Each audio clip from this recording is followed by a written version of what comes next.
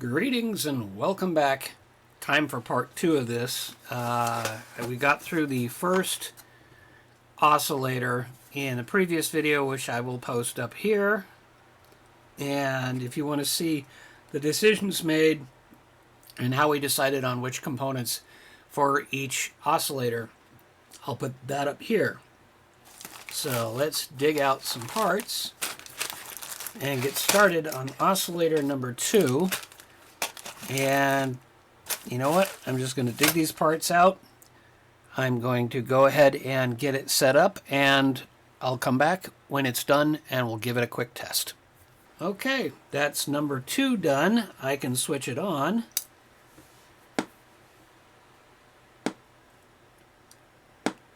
Kind of anticlimactic as it's kind of slow. But I can also switch number 1 on, and this will test the mixer.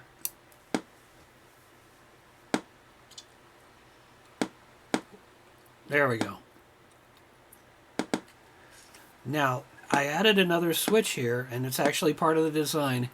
What this does is actually resynchronize everything. Basically just resets all of the oscillators so they run at the same time. So when I do this, it should double tick or make a loud tick at the beginning, and then it should drift a bit. Now, I haven't tuned the second oscillator, so let's just give this a quick try.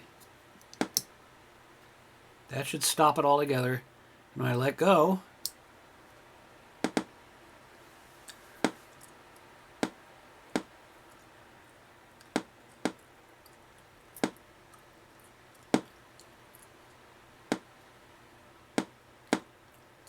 something like that. Now I need to tune number 2, so I'm going to turn off number 1. And that should be the 1/2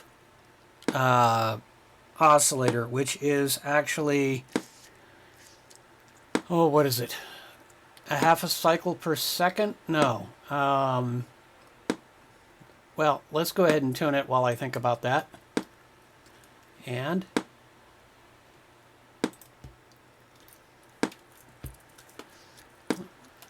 that's pretty close to start with. That's not bad. Now I got to turn this up so you can hear it.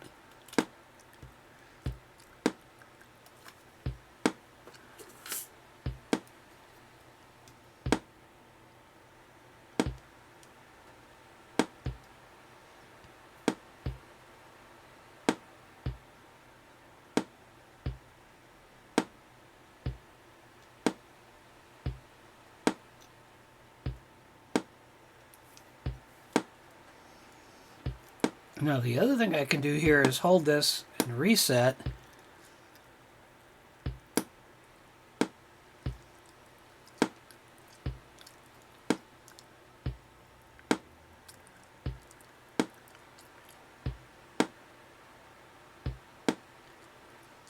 A little hard to tell.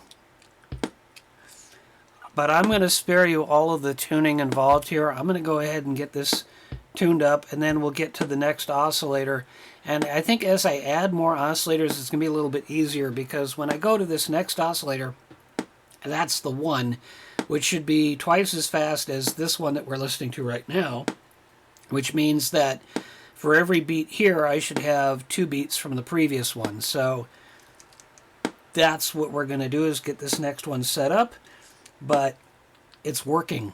I am very happy about that. After all of the effort I've put into this, it almost just fell into place. Not exactly, but it feels good to have both of these working. And now I can have 2 of them running at the same time. And eventually what we'll be able to do is get some really complex beats coming out of this. So let me get to that. I'll get to that third oscillator and build that out. And oh, I meant to tell you, this is, so what I ended up doing on this one, it's a 22K resistor, which may not be exactly 22K, followed by a 1K resistor here to give it coarse tuning, and a 100 ohm to give it fine tuning. So that's the values I happen to select for this, after a 470 ohm for R1 and the 0.1 microfarad capacitor for the decoupling. So those are the numbers, but I'm going to post those down in the description below. So next up, let's get another oscillator running. All right, the third and fourth are now done. I went ahead and I wanted to get to the actual 1 hertz, which is actually 2 clicks per second, but that's been explained previously. So I just wanted to get to that, and I want to be able to test this. So let's turn the speaker on.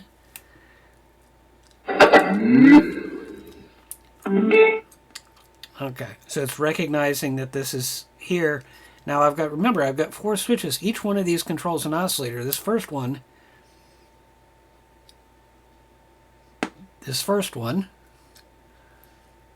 is, yeah, okay, is the 1 tick every 3 seconds. The next one is every 2 seconds. And I tried to tune it the best I could. And so I wanted to be able to test the 2 oscillators separately. I'm just going to run a quick test here. Let's see, we've got R1, which is actually half a cycle per second.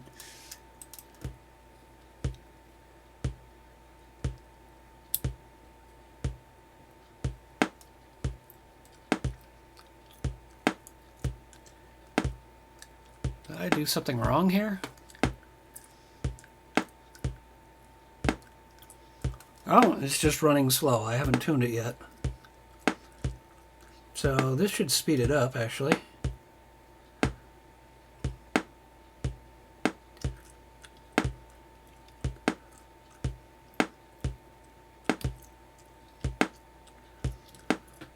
That might not be quite enough.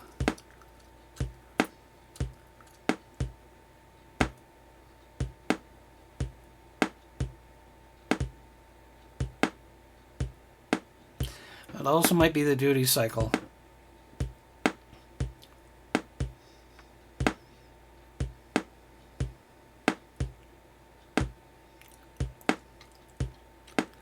I feel reasonably confident that I can get this tuned. What I'll do is I'm going to leave this one alone. I'll tune it off camera, and let's go for the next one. Then later I'll come back and I'll tell you if there was a problem where I have to replace a resistor because my chosen values didn't work out. So that's that one tested. Now let's move on to R2, which is actually 1 cycle per second. Yeah, I know it gets confusing, but it's 2 ticks per second. That's why I'm calling it 2. Okay, that's running. I don't know if that's really 2 ticks per second, but let's try playing.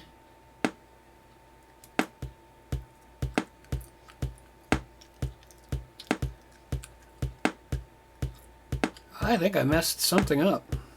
I mean, if I turn this way up,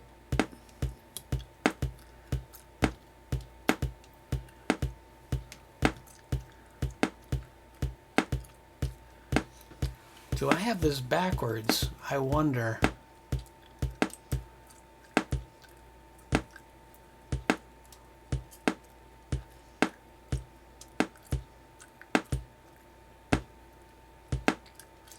Now that I think of it, the components are very similar.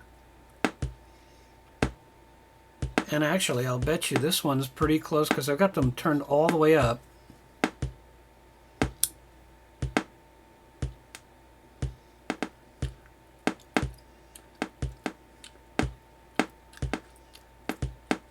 Interesting. Let me try and synchronize.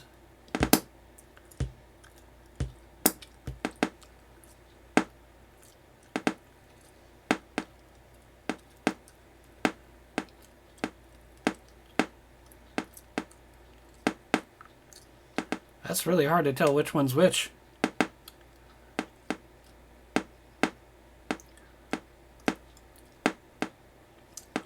That is confusing. 1, 2, 3, 4. I'm counting I'm looking at Audacity where I have everything laid out for testing. And this should be going 2 ticks per second. whereas this should be 1.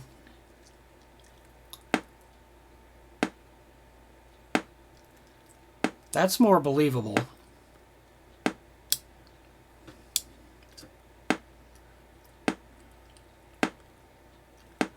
Yeah, I think I screwed something up. Now, according to this, okay, both my 1 and my 2, according to my original testing, are showing close to 20K, but in different ratios. And I'm not sure what that's about. My other 1, no, that wasn't. I'm going to have to go back to the breadboard to figure this one out and come back later when I've got it figured out. So let's do that, and I will meet you on the other side. All right, I hope you can hear that. I think I got it settled now, and it turns out, yeah, my numbers were off. It was a little suspicious that between, what was it, the 1 and the 2, that I had the same numbers. So for the 2, which is actually 4, or no, 1. This is actually 1 hertz. It's 2 beats per second because it's the upbeat and the downbeat and then the upbeat and the downbeat. So if you only look at the upbeats, it's 1 per second.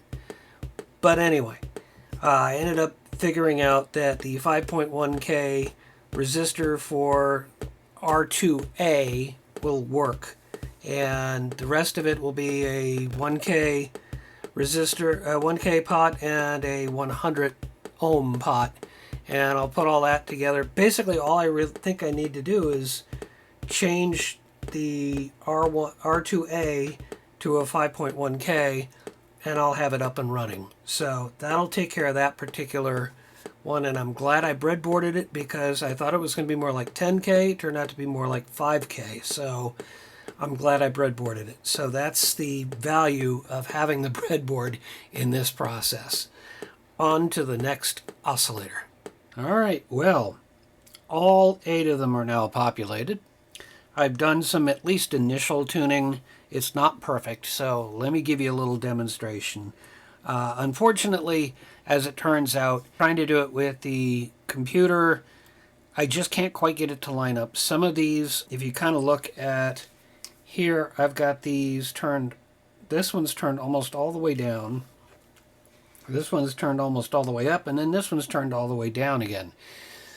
So there's something wrong with the particular resistor values that I picked. I could try to do this all again, or I could accept it for its own character. And that's what I'm going to do, is accept it for its own character. So what you can do when you're trying to figure it out, the best guidance I can give you, besides simply doing it with the computer reference, which is perfect timing and all of that, is to pick your switches, depending on how you decided on your oscillators, use them and use the sync button to see how well they match up. So if I do this one, which is 8 beats a second, give or take, and this should be 4 beats a second, give or take. See, now they're not quite in sync. I can try and sync them up, and it won't be perfect. But you kind of get a rolling beat there. Now, over time it might drift, but it might be good enough for something just for basic timing, or if you wanted to have it as a background track. You could probably even, write a song according to the characteristic of your metronome. It shouldn't drift too badly on the individual oscillators, but against each other, there might be a little bit of a problem. And as I'm saying that, it's still pretty much rolling. So let's try. Now that was 8 beats and 4 beats. This should be 6 beats and 3 beats.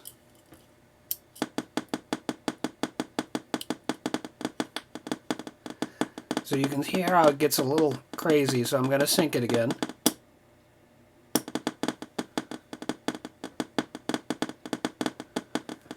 That might be usable for something. I'm just happy that the whole thing is working, to be honest, but I'm sure there's some use out there for somebody. Now, you can slow it down a bit.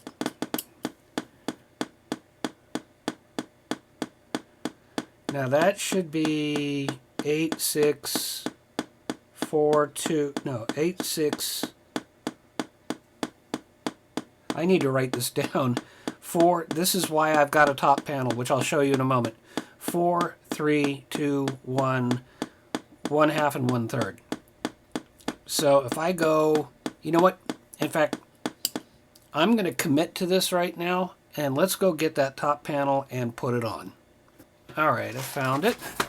I had to go searching. I got so many projects I'm working on or gave up on or whatever. First thing is going to be, will it fit? Oh yeah, it's going to be a little weird, but it's basically going to fit. Now, down here I've got all of the extra hardware off of the first 4, and then up here I left it on. So what I need to do is pull all of this extra hardware off so I can actually sit this down on top. But the beauty is that now what I can do is actually label all of these so I won't keep forgetting which one is which. That is the whole reason why I set up the top thing and why I left these little piano keys here. So let me get that set up and I'll be right back. Okay, we've got the extra hardware off, so this does actually slip on, which is really good news. That means that my planning worked, my calculations on where to cut the holes and all the rest of that.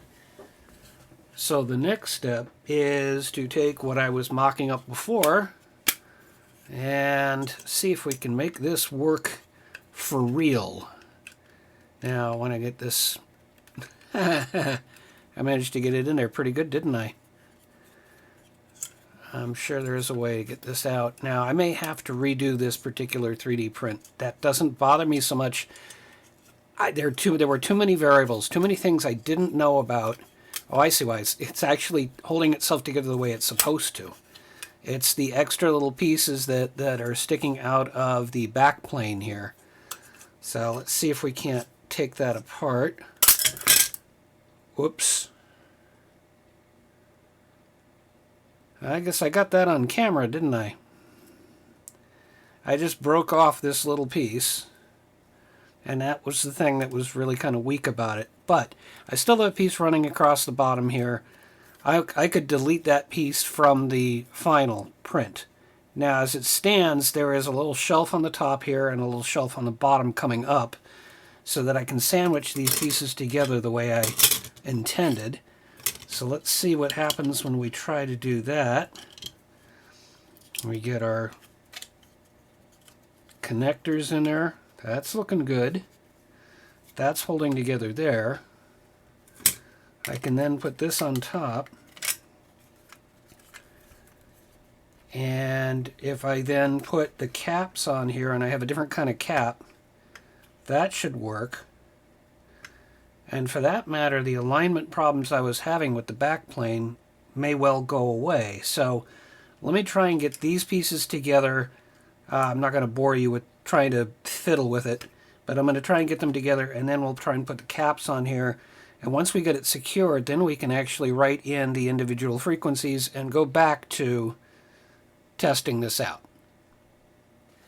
All right, so I've got that mostly together, and I was thinking, okay, now let's go get I got some pieces here that I bought as part of the early plan, and then I realized a little problem. So not everything worked out exactly the way I wanted it to. Obviously, the oscillators are not cooperating with me in terms of being able to tune everything the way I want to, so I made some mistake somewhere. But these were the caps that I wanted to put on these. I thought they would have looked kind of cool. I even had other ideas. I can still move the switch, and I thought that would be pretty nice. The problem is I got to put the one next to it on, and it won't thread on because they're too close together. So I'm going to have to go back to putting the original hardware on there. Maybe not all of it. So let's see, can I drop a washer? Okay, these washers actually have a little index on them, which is why I won't slip on right away. Once I get it lined up, we'll be good. There's the index. And there it is dropped on. Let's see if I can put another one on next to it. Get the index first. Oops. That is a little fiddly, but now even the washers are too big. So let me flip this over and dump them off. So I'm literally down to just putting the nuts on here. Now it comes with 2 nuts per. So what I could do is put a nut underneath for support. But I just want to see when I go to put one on and screw it down, which is going to, again, be really fiddly. But this is a one-time operation unless you go to retune this thing. So I get one on here and threaded. There we go.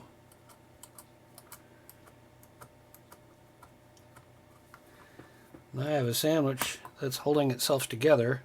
The bottom piece is not going to fall off, and I did manage to get the back plane in there, despite my problem with breaking this piece off. So I think what I'll do is I will release this particular 3D print knowing that there are issues with it, and I'll put a warning up where you can download it so you can see that there's an issue. If somebody wants to go ahead and try and resolve the problems with this, then please go ahead and please contribute back. You can download this for free, and if you want to, then you can make it available on the forum, which is where I'm going to post this.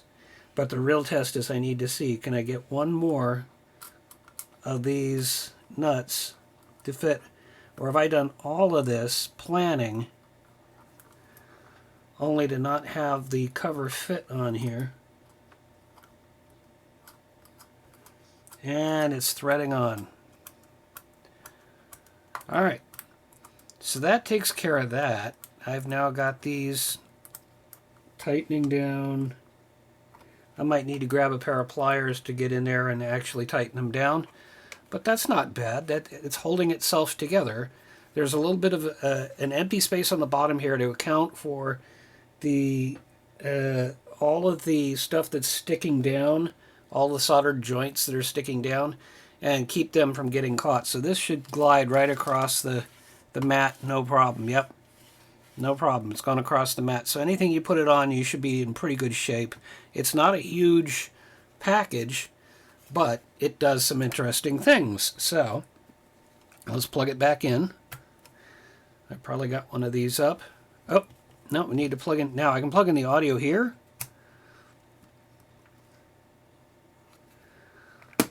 There it is.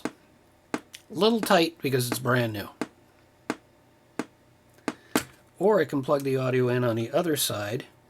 Remember, the whole idea here was that this could be daisy-chained to something else. So this is an audio device using that particular very simple interface and can be connected to something else. So now if I want to do multiple oscillators, and if I push down my sync, I can get that. In fact, actually, now that I think of it, the sync could have this on here because it's not going to have a problem. So there we go. We got that. Now, if I want some color on these bats, let me actually turn that off so it's a little easier to talk. If I want some color on these bats, the thought did occur to me a while back. Let's see where I have it right here. Yep. My simple solution was to get some heat shrink tubing, and although I didn't actually consider the writing that's on the heat shrink tubing, but imagine if I cut a little piece of this off, I could stick it on top of the bat, and then I can use a heat gun or whatever you've got for shrinking your heat shrink tubing, and be able to shrink it so that it occupies most of the bat. I want to leave just that little bit on the top to be silver. That way I can have white with white. This is black. I looked around and I don't think I can get the white caps for this. That or I'd end up spending a ridiculous amount of money just to get one switch to have the one white cap. It's not worth it. Or if I really wanted to, I could get a larger piece of heat shrink tubing, stick it over the top of that bat, and do the same thing. So there are different possibilities. If you want to put this all together yourself, you can get the circuit board. You don't have to get it in green like I did. You can get it in another color if you want. If you want to change the top plate here, you can change the color on that. You could change the name on it, but I will say that I'm releasing all of this under Creative Commons, so you will have to give some attribution to me for, I'm not asking for money. I'm just asking you to give me some credit for putting all of this together. So there we go. We've got a metronome with some complexity to it. I can have just the standard sort of metronome, just one tick every so often so you can do your music. You can add another, or you can just go faster, or you can go really fast, or you don't have to be playing that fast. You could be using this to anticipate when the next beat is. You don't have to play on every single beat. So there's all sorts of possibilities. That is the Redtronome project. Thank you so much for staying tuned and watching this whole thing, or at least as much as you've watched. I very much appreciate it. Like I said before, links to everything will be down below in the description. There is a website with a forum where all of this will get posted. The top plate, the bottom plate, I'll even put the back plate on there. There are some little things that need to be figured out and kind of fine-tuned a little bit, but I got it most of the way, and I did manage, if you cut out that top piece, or just don't have it printed with that top piece, then you should be able to get it all together. It's a little fiddly, but it should all go together. Then you can get all the hardware. I'll also put a list of all of the parts needed to do this, at least to get it to a functioning point. I'll put all the parts that are needed for the circuit below. Then I'll also mention the parts that you would need for the hardware on the top and the rest of that. I'll separate it all out. So there it is. Thank you so much for watching. Have a great day.